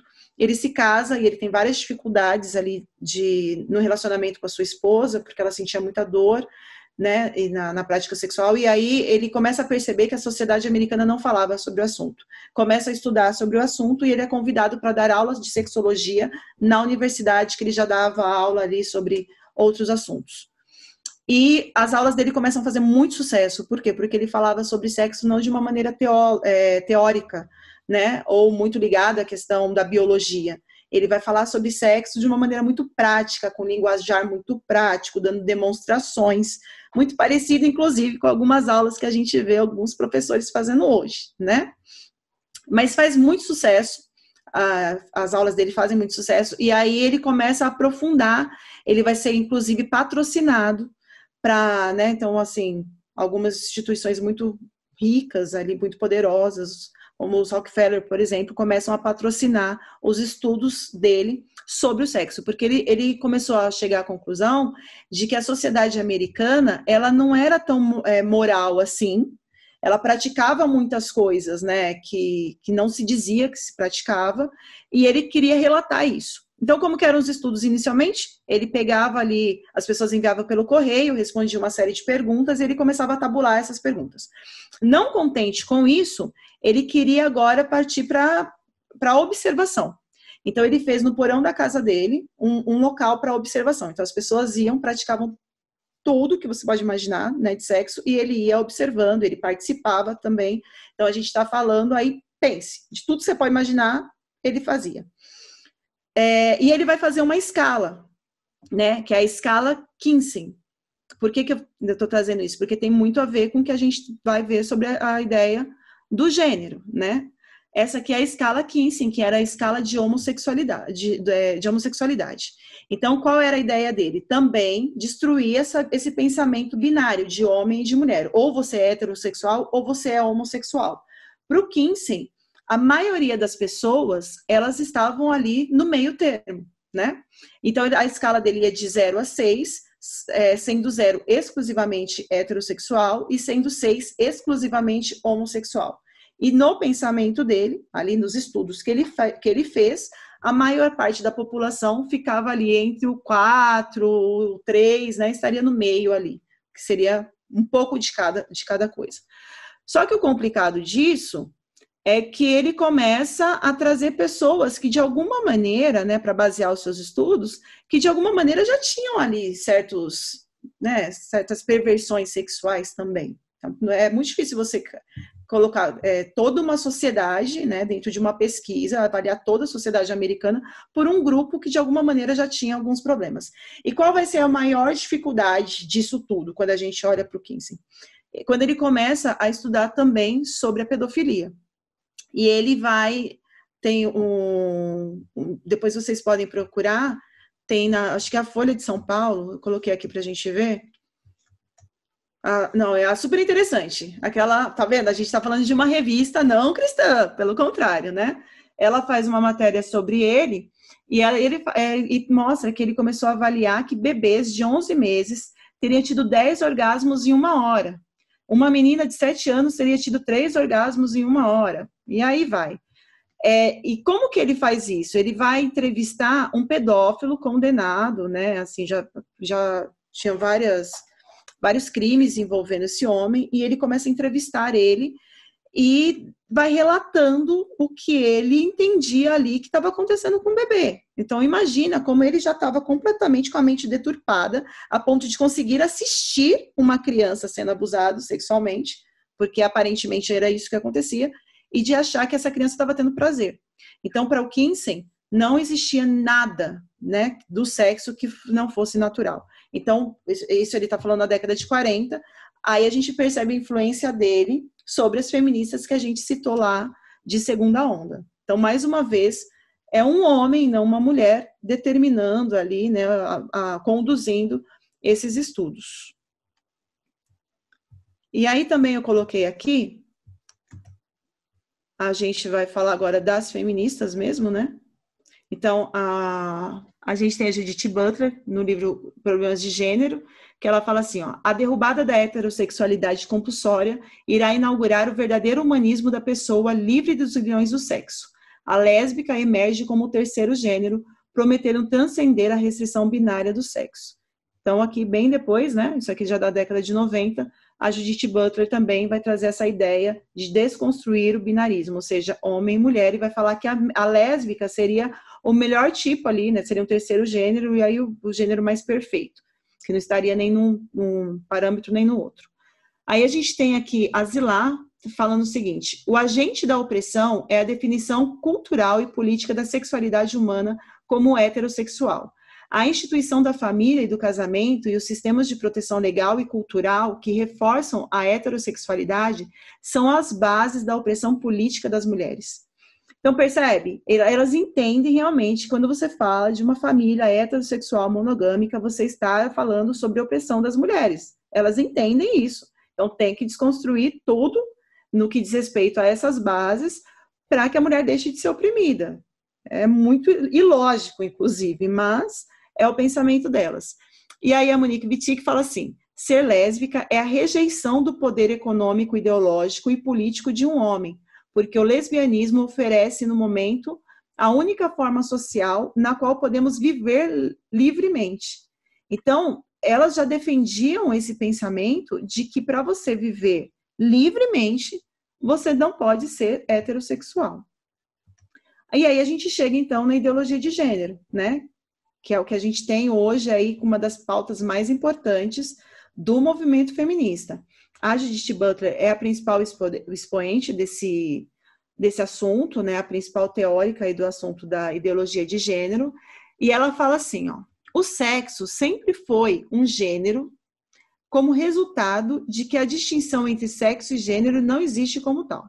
Então, o sexo sempre foi um gênero para ela, com o resultado de que a distinção entre sexo e gênero não existe como tal. Então, para Judith Butler, nem a ideia biológica existe realmente, né, de que você nasce homem ou mulher. Para ela, sempre foi gênero. Você sempre, o pensamento de homem e de mulher, ainda que biológico, é uma construção social. E ela fala assim também, ó, a perda de regras de gênero multiplicaria várias configurações de gênero, desestabilizaria a identidade substantiva e privaria as narrativas naturalizantes da heterossexualidade compulsória de seus protagonistas essenciais, homem e mulher. Isso aqui é importante da gente entender, e a ideologia de gênero, ela desconstrói tanto a ideia, né, do binarismo homem e mulher, mas ela também não é algo que defende os homossexuais. Porque muitas pessoas entendem isso, olha, a ideologia de gênero é para lutar contra a homofobia ou qualquer coisa do tipo. Não é. Porque a Judith Butler também, ela não entende essa ideia do homossexual entre gays e lésbicas. Para ela, você é tudo. Então, se você é uma pessoa que chega lá e fala, olha, eu sempre me senti homossexual, né? Eu nasci assim, a gente escuta às vezes os homossexuais falando isso, né? Eu me sinto assim desde sempre. Para ela, não, porque o gênero é neutro. E você vai, assim, vivendo gêneros ao longo da sua vida e você pode ser um monte de coisa. Então, inclusive, esse padrão heterossexual e homossexual, para ela não existe. E aí a gente fala assim, mas a Judith Butler é feminista? Ela diz que sim.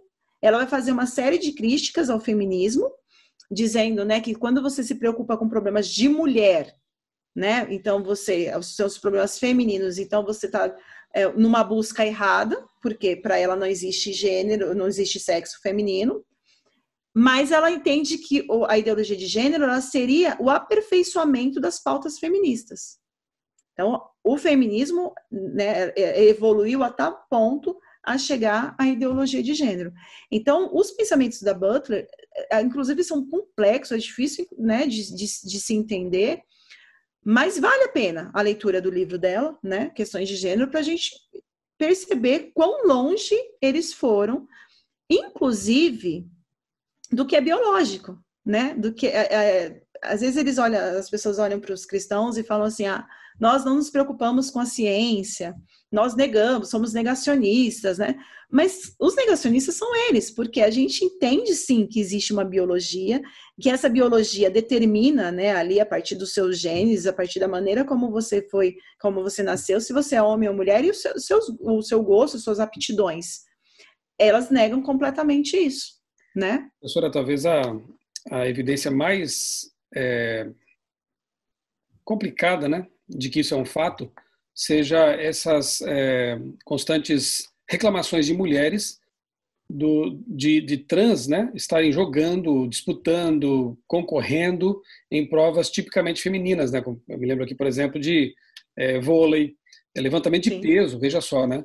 E aí tem jogadoras, tem atletas femininas que reclamam disso, né? Só que elas acabam sendo até caladas muitas vezes. E reclamam por quê? Não é um tratamento hormonal de alguns meses ou alguns poucos anos que vai reverter o fato de que um homem teve seu corpo banhado por dezenas de vezes mais testosterona na sua adolescência do que a mulher, fazendo com que ele tenha ossos mais resistentes, a musculatura mais forte, né? E aí, obviamente, que o desempenho desses trans aí no esporte tem sido bem maior do que as mulheres, né, nos mesmos esportes. Então, é uma conquista meio estranha essa, né?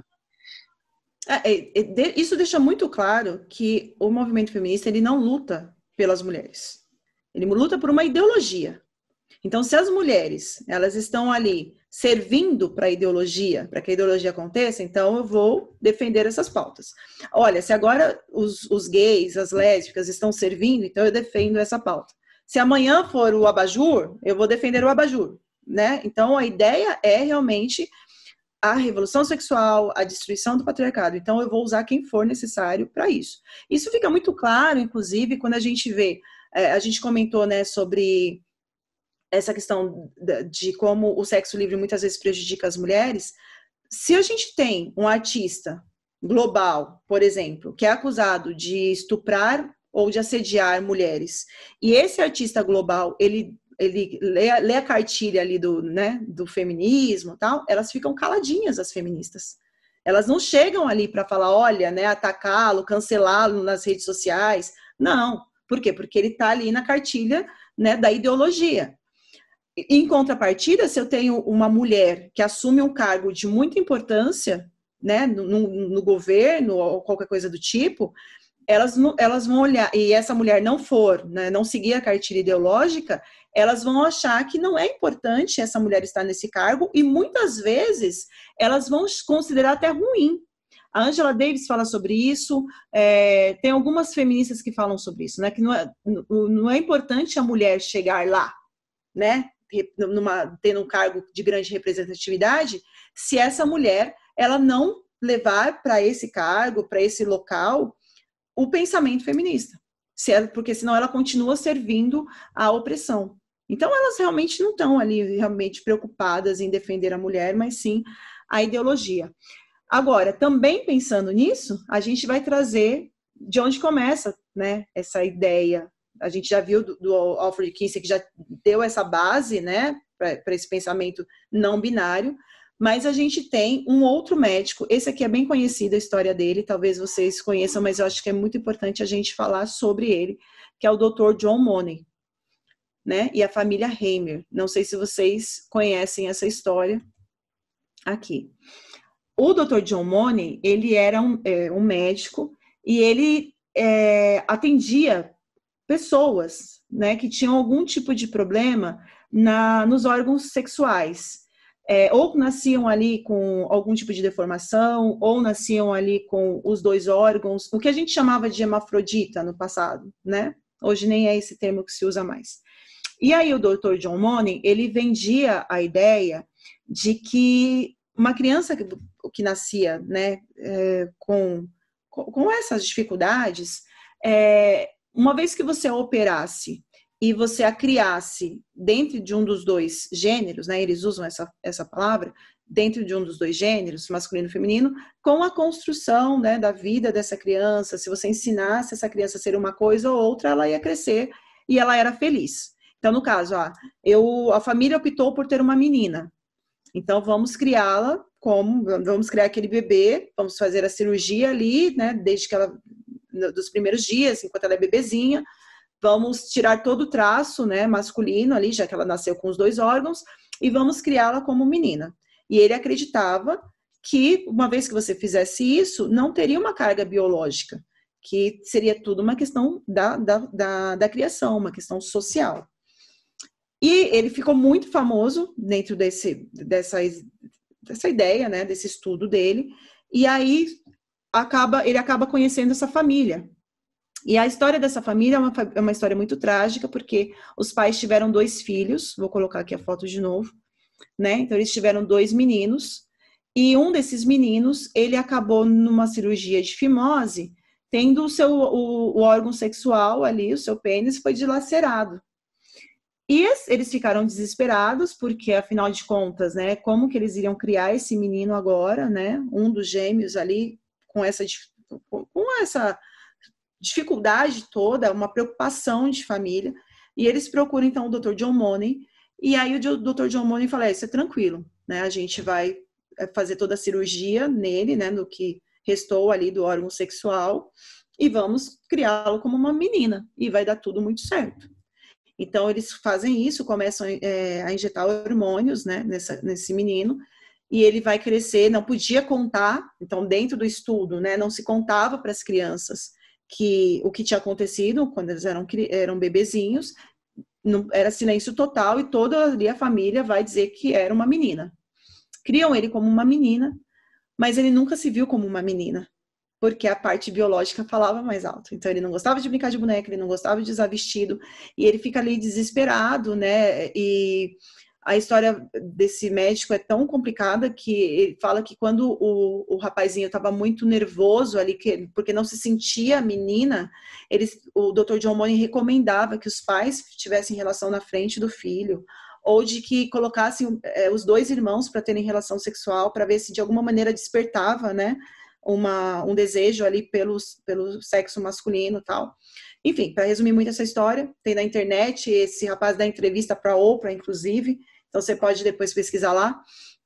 E para encurtar a história, quando ele se torna adolescente, acabam revelando para ele, né, que ele era um menino e não uma menina, que ele tinha tido esse problema de criança, que ele era um menino.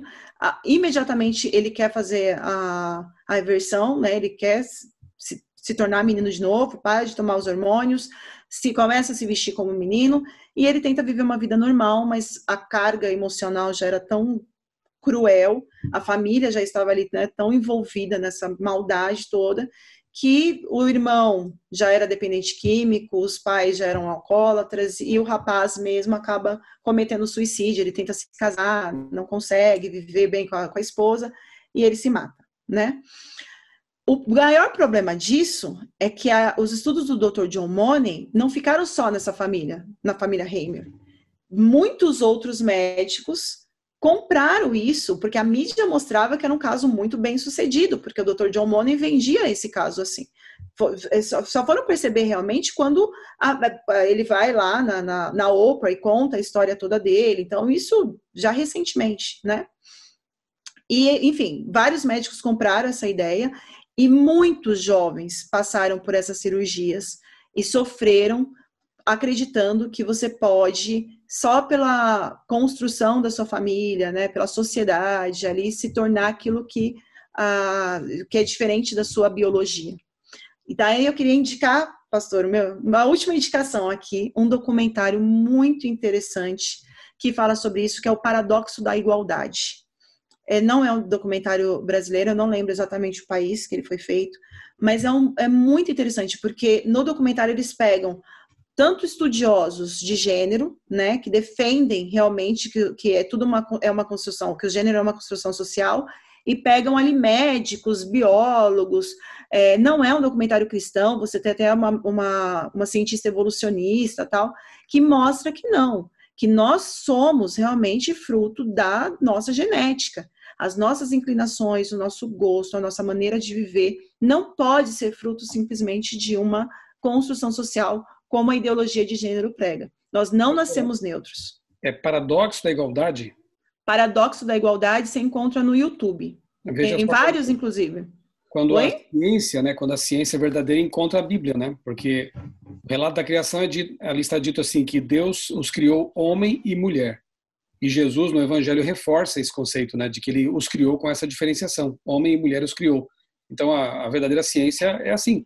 Até já vi também algumas brincadeiras, né, de paleontólogos no futuro, descobrem ali alguns fósseis, né, de seres humanos, e eles vão conseguir determinar claramente o que são fósseis de homens e de mulheres. Então, a biologia não tem ideologia, né? Sim. Tanto que nesse documentário, um dos estudiosos, né, eu não lembro se ele é médico, acho que ele é um médico, é um pediatra, e ele faz um experimento com os bebezinhos, assim, horas depois deles nascerem. E eles pegam ali meninos e meninas e colocam fotos, né, para esses bebezinhos observarem. E aí eram fotos de rosto de pessoas e fotos de máquinas. E aí a conclusão foi que as meninas, elas passavam mais tempo olhando o rosto, né, as imagens que tinham rosto, e os meninos passavam mais tempo olhando para as máquinas, já mostrando que existe essa inclinação realmente desde pequeno, que homem e mulher são diferentes, né, e que isso é nato, né, de cada ser. Não tem como você falar que você pode ter sido influenciado para ser uma coisa ou outra.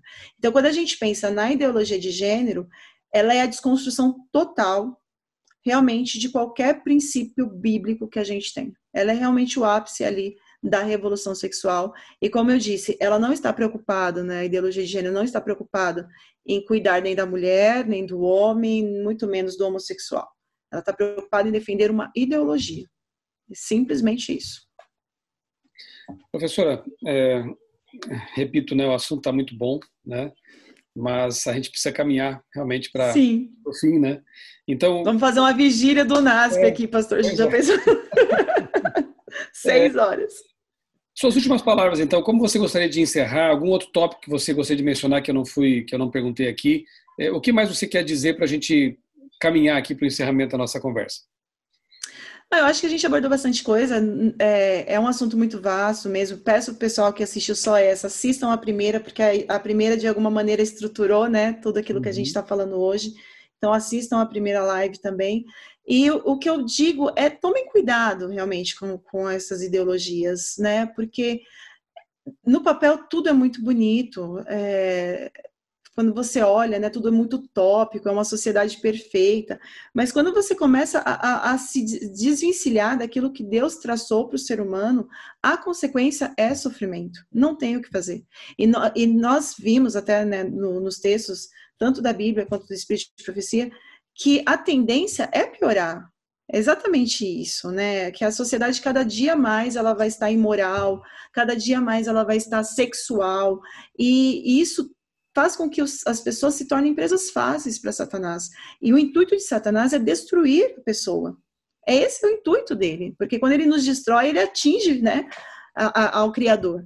A única maneira que ele tem de atingir o Criador é nos destruindo. Então, essa ideologia, a ideologia feminista, a ideologia da liberdade sexual, né, do amor livre, sem nenhum tipo de regra, de moralidade, ele tem destruído completamente a sociedade. Eu dou aula, né, para adolescentes e me assusta muito, sabe, o pastor, quando eu vejo ali jovenzinhas indo para os bailes funks e voltando, falando do que acontece lá. De alguma maneira, o que essas teóricas, né, e esses teóricos da revolução sexual planejaram está acontecendo de uma maneira muito ampla hoje. Os pais têm que prestar atenção no que seus filhos estão assistindo, porque as séries, elas estão ali programadas realmente para fazer com que as pessoas se acostumem com essa temática. Os desenhos, as novelas, então tome cuidado, que como a gente viu lá no começo, conforme você vai contemplando essas coisas se tornam naturais e o sofrimento é certo. Né? E estudem sobre o assunto, tem muito material interessante aí. E estou à disposição, se precisarem tirar dúvida, qualquer comentário, indicação, estou à disposição. Professora Suelen, muito obrigado por aceitar, primeiramente, né, meu convite para participar desses 2 vídeos. Conteúdo muito bom, espero que você que nos assiste tenha gostado disso. E se gostou, por favor, compartilhe depois esses conteúdos, nessas 2 lives, esses 2 vídeos. Se inscreva no canal também, aproveite aí, né, que você está aí com o dedo pertinho ali, né? Se inscreva no canal, acione o sininho também para receber as notificações de novos vídeos e, por favor, passe adiante, né, aquilo que você gostou, abençoe outros também com a bênção que você recebeu. Professora Sueli, que Deus continue abençoando a sua vida também, sua família, lhe dando bastante saúde, discernimento, disposição para estudar e compartilhar o que você estuda também para abençoar outras pessoas. E você que nos assistiu também, tome algum tempo para conhecer esses assuntos, como ela disse, estudar fontes seguras, né, comparar os resultados, porque pelos frutos se conhece uma árvore, né? E a gente, quando vê a vida, a família de pessoas que seguem a Bíblia como regra de fé e prática, tem toda uma diferença, assim, gritante, né? Então, seja sábio. Busque a Deus, o Criador da vida, o Criador do homem e da mulher, e pergunte para Ele. Coloque sua vida nas mãos dEle, para que Ele oriente suas decisões, suas escolhas. Com certeza você será muito mais feliz e terá uma esperança real. Grande abraço para você, que Deus abençoe grandemente a sua vida e também a sua família.